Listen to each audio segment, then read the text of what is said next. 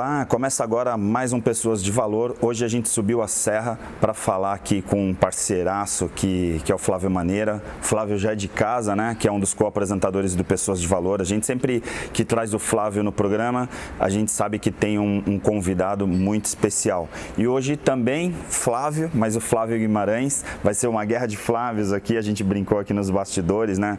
Flávio, seja bem-vindo.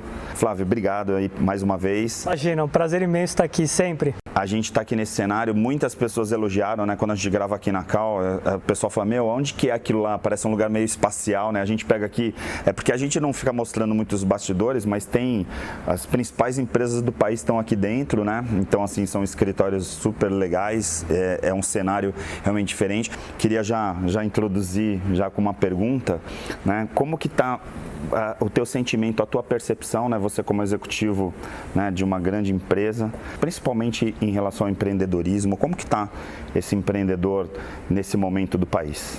Legal, obrigado Ari, obrigado Flavião, parceiro, cada vez mais parceiro. Eu estou, na verdade, experimentando algo super novo, porque eu vivi a pandemia, né, explorando um monte de novas coisas, né? Inclusive muito na área de empreendedorismo, que eu criei uma hold de investimentos em startups, né? E criei um canal também de conteúdo, que a gente já vai falar, de conteúdo digital, né? Falando um pouco da minha escalada corporativa, da minha trajetória no mundo corporativo. E que escalou legal, assim, foi uma grata surpresa, porque começou com uma brincadeira. E agora, né, há menos de um mês, eu voltei para o mundo corporativo, né, como presidente da Korn International, América Latina, que é uma empresa multinacional, gigante, muito parecida dentro das outras que eu trabalhei, né? E estou tendo que me inserir na empresa no meio da pandemia, com todo mundo, toda a turma lá trabalhando de casa. E pior, né, que eles já estão trabalhando de casa há mais de um ano, já se adaptaram a esse mundo, e eu estou começando, né, eu já sou um estagiário na empresa, né, então... Principalmente porque você não pegou o antes e o depois, né? Na verdade, o teu novo normal já é o que está acontecendo agora, né? Disso, eles já estão trabalhando dessa forma há um ano. Então, imagina, se eu pegar a minha perspectiva de quando eu saí da minha última empresa, né, que foi em fevereiro de 2020, como que a gente trabalhava, e tentar trazer essa perspectiva para agora, eu posso ser injusto, né? Porque, por exemplo, como é que eu avalio a equipe comercial da empresa? Eu vou ligar, tá, quantas visitas você está fazendo por semana? Sim, quantos leads a gente gera?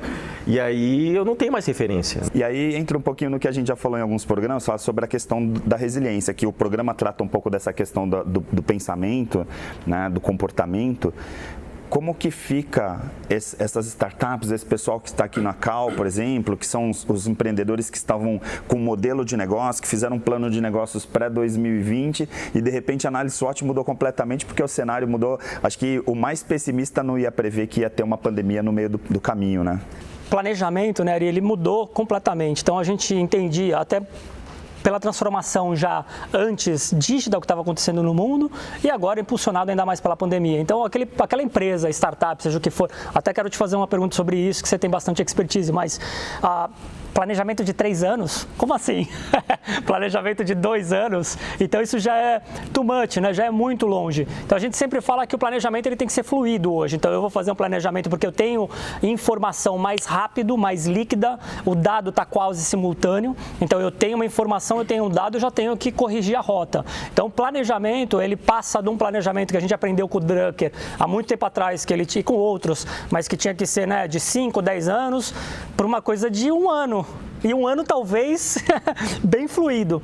Ô Flávio, você trabalha com startups, você tem 3 atuações muito fortes, uma delas é de conteúdo, através, depois eu quero falar da escalada, que eu acho muito legal esse trabalho que você faz de promover conteúdo para desenvolver pessoas e formar mais empreendedores e pessoas melhores, né? Que eu acho que é o que a gente quer aqui, né, Ari? Exatamente. Mostrar um pouco até para poder ter um pouco de referência para as pessoas desse comportamento empreendedor, né? Tudo a ver com essa coisa da pessoa de valor, a gente volta nesse ponto aí.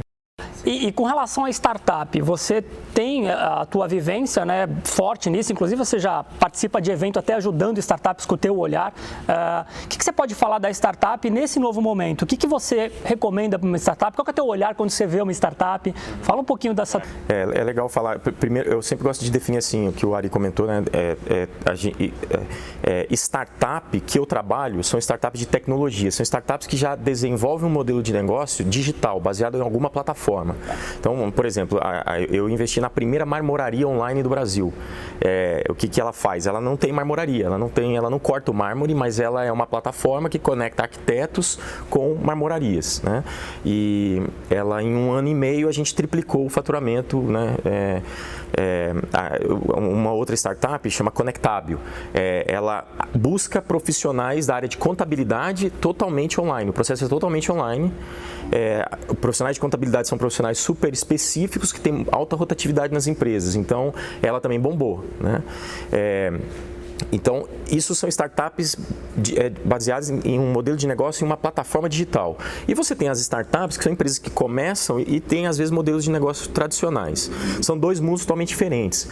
Mesmo antes da pandemia, uma startup ágil, né, no modelo digital, ela já não tinha mais planejamento de 2, 3 anos. Não existe.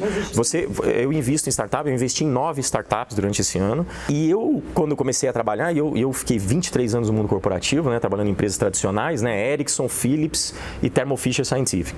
Empresas de tecnologia, mas empresas gigantes, multinacionais, com tudo, né, aquele jeito nosso tradicional, de fazer planejamento de 5 anos, 3 anos, né, fazer o budget certinho para 1 ano. E aí vem uma pandemia e você não... Pô, e aí, a gente não investe? Porque não estava no budget? Você tem uma oportunidade de dobrar o seu budget? As startups capturam essas variações do mercado. Então, respondendo a sua pergunta, a pandemia, ela foi muito bom para esses modelos de negócios, de empreendedores que já eram flexíveis. Por quê? Eu já era flexível, veio a pandemia, eu me adapto. É uma oportunidade ou é um problema para mim? E eles reagem rápido, né? Eu não consigo me lembrar aqui de nenhuma startup minha que... teve uma... perfeito. Uma das minhas startups se chama CongressMe. Ela é uma startup de fazer eventos e congressos online. Poxa, eu investi em abril de 2020, a gente investiu com um planejamento, nos próximos 3, 4 meses seguintes, a gente fez 5 vezes o planejamento. Por quê? Todo mundo teve que ir para o online, um monte de evento começou a ir para o online, só que o que aconteceu? Em dezembro, quando começou a reabrir, aqueles 5 vezes voltou para 2. E aí, só que daí ele conseguiu se reinventar, porque daí ele começou a fazer hosting de cursos online e ele voltou de novo bem rápido. Então, olha a flexibilidade do modelo de negócio, né, dos caras, né? Você acredita que esse pessoal, né, até pelos exemplos que você deu, eles já vêm com uma cabeça, por exemplo, para as próximas pandemias, para as próximas coisas que podem acontecer no mundo dos negócios, que eventualmente tenha que ter essa flexibilidade? É uma competência que já está embarcada nessa molecada? Sim. Vou te dar o meu exemplo, que eu estava falando, 23 anos no mundo corporativo, tradicional, e aí, né, na minha empresa que eu estava, a Thermo Fisher, não ia ter um espaço para crescimento e eu comecei a sentir que preciso me mover. Já estava lá há 5 anos, a gente estabeleceu uma estrutura na América Latina, estava sem desafio e eu falei, vou sair e vou montar uma hold de startup, era o que eu queria fazer e tinha outros projetos que a pandemia acabou tendo que fazer eu ficar flexível. Mas eu sentia, eu já estava em 2019 estudando o mundo de Venture Capital, eu já estava participando de grupos de investimento anjo, eu fui para o Vale do Silício, eu fiz o Singularity, né, que o Flávio também fez, e eu comecei a me sentir um dinossauro. Eu tenho um monte de coisa. Como que pode que tem empresa aí que está escalando, aumentando venda e não tem área de vendas? E eu aqui estou ainda fazendo reunião de pipeline com o meu time de vendas, perguntando para ele quantas visitas eles fazem por semana. Eu tinha assim, um vendedor faz 20 visitas por semana e tem empresa aí que está colhendo 1000 leads por dia. Alguma coisa está errada, né? Cara, eu sou um dinossauro, eu preciso me reinventar. A maioria dos executivos não fazem isso. Né? Os caras estão acomodados, salário alto, com aquele mundo tradicional onde a empresa te traz o conhecimento. Então você pega grandes empresas, a gente estava acostumado.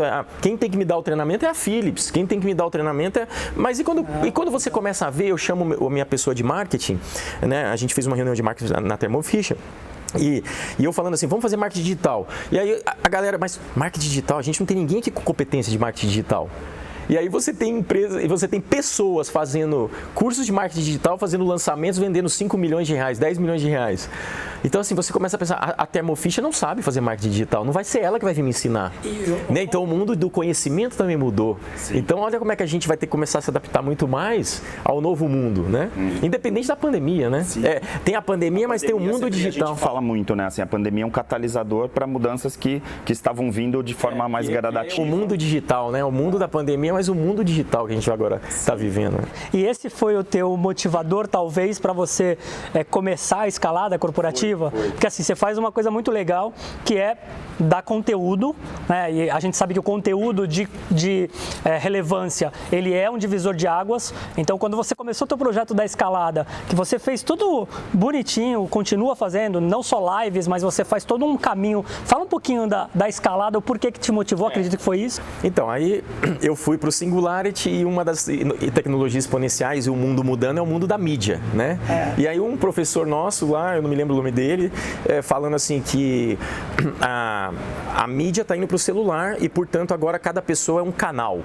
Quando ele falou isso, cada pessoa é um canal. E aí eu pensei na nossa Rede Globo, né, concorrente de você. Eram os parceiros.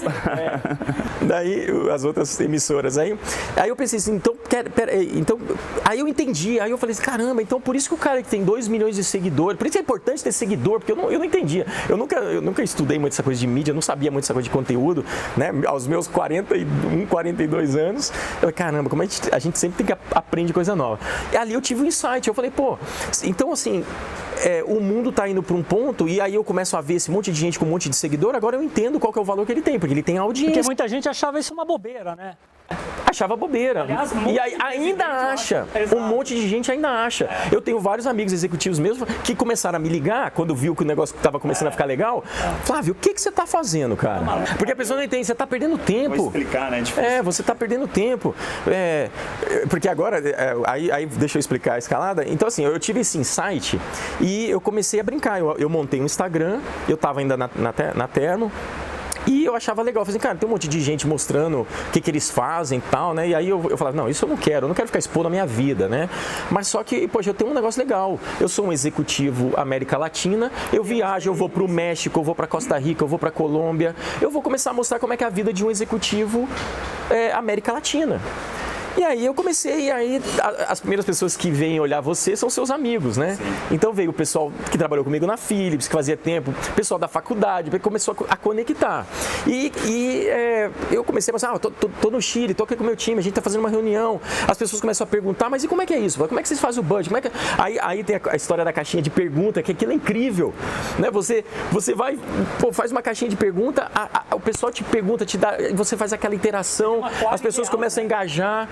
E você, poxa, quando que eu, nos meus 20 anos, né, quando eu olhava grandes executivos, né, eu sonhava um dia ser um executivo, eu poderia mandar uma mensagem para o presidente da Corning, né, perguntando para ele, o que você está fazendo, como é que você chegou aí, como é que você fez isso, e o cara responde você. Aliás, você fez uma live com o Renato, com o presidente. O CEO da Novartis é meu amigo, né, de cerveja. A gente... Fizeram uma live super legal. Aí nós fizemos uma live, porque quando a gente estava na Philips, ele era o diretor de supply chain, eu era o diretor comercial. E a gente estava na corrida para ver quem ia ser o CEO, que o nosso CEO era um francês e ele ia voltar para a França. E a gente sabe disso, né? Eu tenho todos os nossos outros colegas lá, mas a gente sabia que era ou eu ou ele, né? E ele ganhou a corrida de mim. Então, anos depois, eu chamei ele para fazer uma live para falar como é que ele ganhou a corrida de mim. Muito legal. E aí a gente começou a live com aquela musiquinha do Rock Balboa, deles lutando. E aí o Renato entrou, eu falei, Renato, vou te falar a verdadeira, por que eu te chamei aqui? Aí ele olhou assim, porque é a revanche. Aí eu botei a musiquinha do Rock Balboa, aí tava nós dois lutando assim no Instagram. É legal.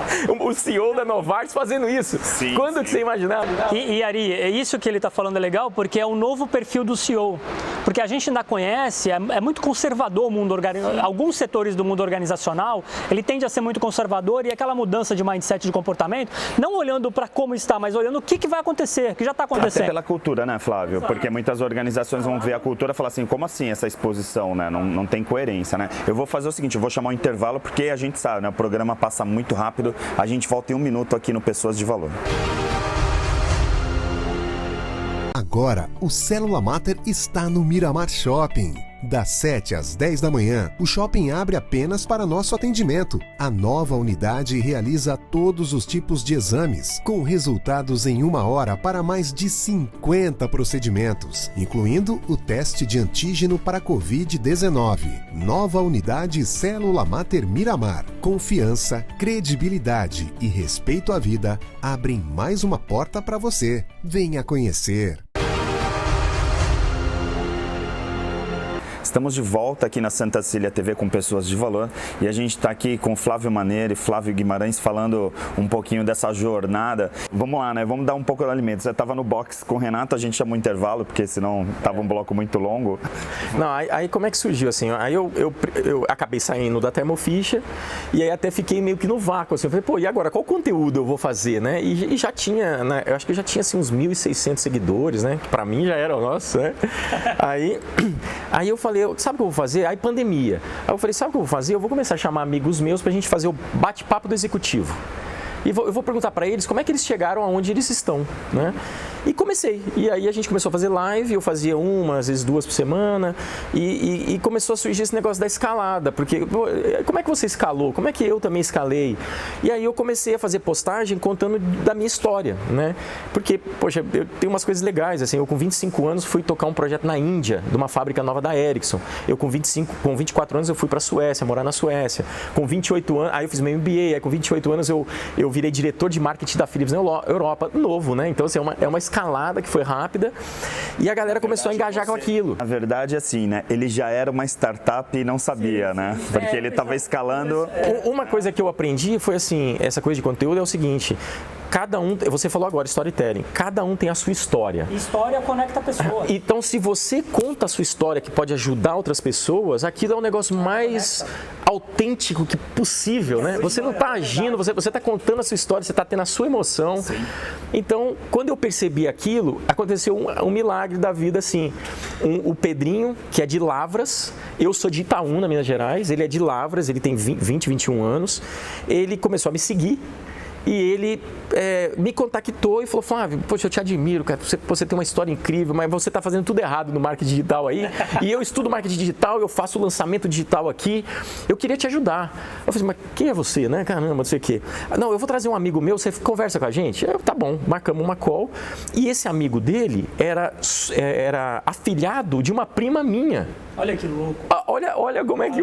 aí já é Deus, né? Não sei. Aí eu falei, não é possível, vocês estão de brincadeira comigo. Aí eu fiquei assustado. Ele também não sabia, o amigo dele, o Hélio. Não, mas você então é primo da Karina? Nossa, que loucura. Aí eu falei, cara, é sinal de Deus, vamos começar a fazer junto. E eles falaram, a gente não quer nada, a gente só quer trabalhar com você. Eu falei, tá bem, não sei se vai dar alguma coisa. Se der alguma coisa, o dinheiro fica para vocês. Daí começamos e eles me ajudaram a estruturar o conteúdo. Aí a gente começou a fazer live e eu criando, e eu peguei livro, fui estudar, e, sabe? Aí eu fui para essa veia, assim, né? Vou pegar livro para estudar e criar um método. Aí eu não conseguia, até que eu pensei, sabe o que eu vou fazer? Eu vou escrever o que eu fazia. O que eu fazia quando eu era estagiário? O que era diferente quando eu era estagiário? Por que eu consegui aquela oportunidade? E eu meio que fui esquematizando, assim, num pedaço de papel grande, assim, criei um conteúdo. E o pessoal falou, vamos fazer live, vamos fazer esse negócio de lançamento. Aí não vale a pena a gente entrar aqui em detalhe. Quem quiser saber sobre marketing digital, acho que vocês convidam alguém que fale, mas o negócio deu muito certo. Eu fiz umas primeiras lives, e aí o pessoal começou a pedir mentoria. Isso, e gerando conteúdo relevante o tempo todo, né? Porque através da tua história, né? E aí o pessoal começou a pedir mentoria. Eu falei, gente, eu não tenho formação nenhuma de mentor, nada, eu não quero fazer uma coisa irresponsável, né? Aí os meninos falaram assim, pega uma turma e aprende com eles, faz um MVP. E eu estava trabalhando com startup, e as startups lançam produto que não estão pronto. Aí eu falei assim, vou arriscar então. Aí eu falei, vou vender uma mentoria. A gente fez um precinho barato, vieram 15 pessoas. E aí eu comecei a fazer encontros, eu fiz durante 7 meses encontros com essa turma. Dos 15, um desistiu e 6 já foram promovidos, já mudaram de empresa, então teve um resultado. Sim. E essas pessoas começaram a falar para mim, você está me ajudando. Tem um rapaz que acabou mudando de empresa e no dia que ele estava fazendo as entrevistas e tal, eu ajudei ele o passo a passo, assim, sabe? E aquilo eu fui pegando, assim, o que as pessoas têm dificuldade? E aí eu realmente criei um método. E aí a gente agora, em abril, nós fizemos um lançamento mesmo com um produto gravado, são 3 encontros, são 21 módulos, que é a base, a escalada e a transformação. E aí você tem todo o conteúdo, né, onde a pessoa tem um autoconhecimento, ela define o que ela quer, ela entende personalidade, ela entende mitos do mundo corporativo que eu falo. Eu falo assim, não existe plano de carreira. Não fica achando que o RH vai ter um plano para você. Você assume. E como é que você faz isso? Eu explico como é que você cria. Aí, na parte da escalada, como é que você vira relevante para a empresa? Como é que você impacta custo ou lucro? Como é que você resolve problema cabeludo, eu falo. Eu ensino, mapear stakeholders. Como é que você gerencia seu chefe? Coisa até queria aqui abordar um pouco, até colocar aí os 3 nessa discussão, que a gente tem falado muito, você colocou, né, do escalar tal, e assim, tem muitas coisas do digital que hoje a gente está falando como uma coisa tão regular, mas que tinha muito a ver com a carreira na época do presencial, quando a gente ainda nem tinha internet e tal, e que de certa forma o digital incorporou isso com uma forma tão leve, né, e levou para frente, tá? Inclusive com metodologia, a própria mentoria. Se você for ver, nas empresas a gente tinha aquele cara que você era o estagiário, você foi aprendendo com ele, depois você tinha lá o teu executivo que foi o teu padrinho, então tinha um pouco o modelo. A gente, de certa forma, está vendo, até pelos processos de mentoria, hoje tem coaching, tem tudo, a gente está vivendo um momento de velocidade disso, assim, às vezes me vem a ideia de que a gente está numa velocidade tão rápida das coisas, algo que demorava tanto tempo para entender, a gente agora está assim, ó, voando. É isso que é o maluco, né, dessa coisa do digital, é o que eu falei, assim, na minha época, um executivo, né, quando o nosso presidente da Ericsson aqui de São Paulo ia lá para a fábrica em São José dos Campos, era um evento, o cara chegava, ia para o palco, ele ia falar sobre a estratégia da empresa e ia embora. Tipo, o cara era um mito, né? Eu, estagiário na fábrica, o cara de produção da fábrica da Ericsson, jamais falaria com o presidente da Ericsson. Sim.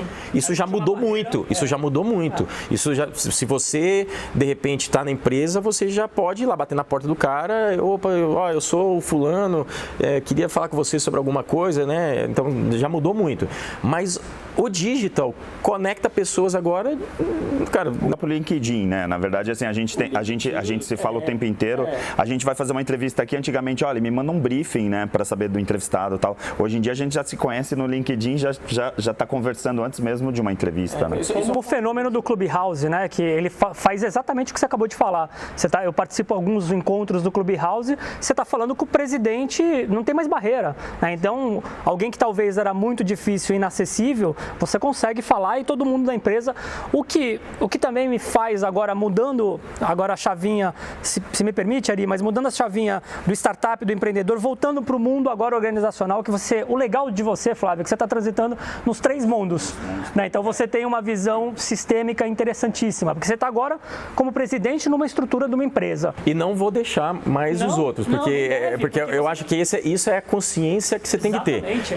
É o novo mundo, né, de novos modelos de negócios, o mundo do digital, que é irreversível, e o mundo corporativo. E que um alimenta o outro, porque a gente tende a ficar muito internalizado numa visão só. Quando a gente vê outra startup que está método ágil, voando, lançando MVP não sei por quanto, e a grande não consegue fazer isso, e vice-versa, porque a grande também tem coisas muito boas, independente de ser tradicional. O que você busca, agora mudando para o mundo organizacional corporativo, com toda essa tua expertise, com toda essa tua visão, com a vivência internacional, com Singularity, que a gente sabe que traz, a gente volta de lá bem entusiasmado, né, Ari?